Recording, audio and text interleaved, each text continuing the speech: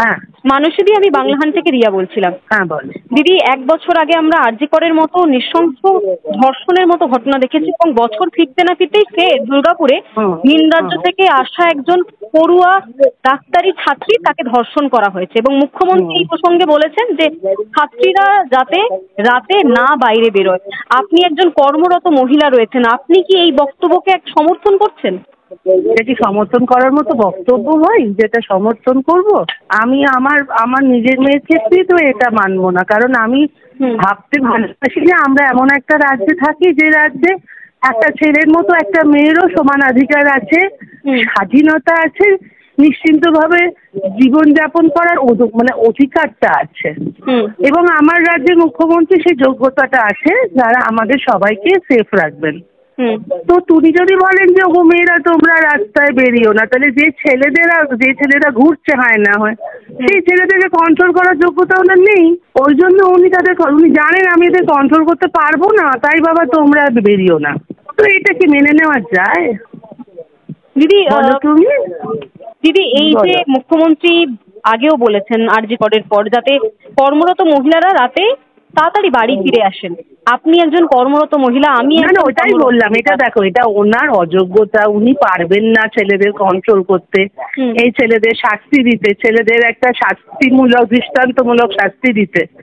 উনি এগুলো পেরে উঠছেন না, এবং ওনার মনে হচ্ছে যে এরা কন্ট্রোলের বাইরে। তো এদেরকে কন্ট্রোলের বাইরে কারা পাঠালো?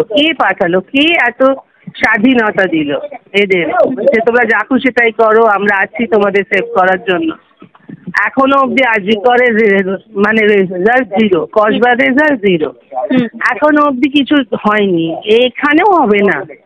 তো সেই জন্য আমার তো নিজের উল্টো মনে হয় যে মেয়েরাও রাস্তায় থাকুক, তবে এবার মেয়েরা শুধু ওই পার্স আর ফোন আর টাকা পয়সা না নিয়ে, কানে হেডফোন না গুঁজে, এবার মেয়েরা অস্ত্রশস্ত্র নিয়ে থাকুক রাস্তায়।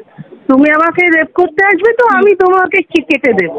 তাহলে দিদি, আপনি বলতে চাইছেন এই রাজ্যে মহিলাকে নিরাপত্তা নিয়ে বাঁচতে হলে নিজের দায়িত্ব নিজেকেই নিতে হবে? একদম একদম, সেটাই তো দাঁড়াচ্ছে।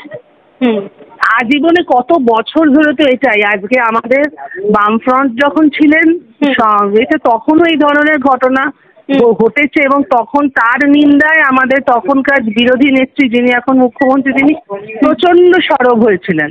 তা তিনি তার জমানায় এটা করতে পারছিলেন না কেন?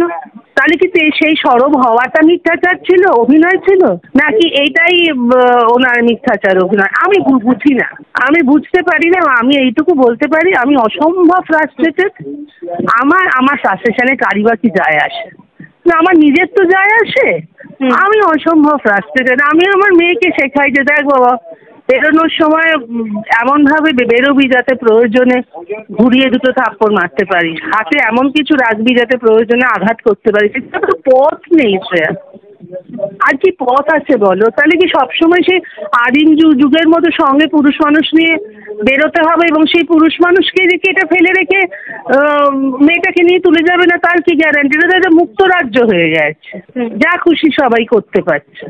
তাহলে এবার কি করা যাবে তুমি বলো? এটা কি মেনে নেওয়ার মতো জিনিস হয়? কেন আমার সবচেয়ে এইটা হাস্যকর লাগে, যে মানুষটা একটা সময় অন্যায়ের বিরুদ্ধে এইভাবে বলল, তার জমানায় সেই অন্যায় হচ্ছে, তিনি কি বলছেন? সেই মেয়েগুলোকে বলছেন ঘরে বসো।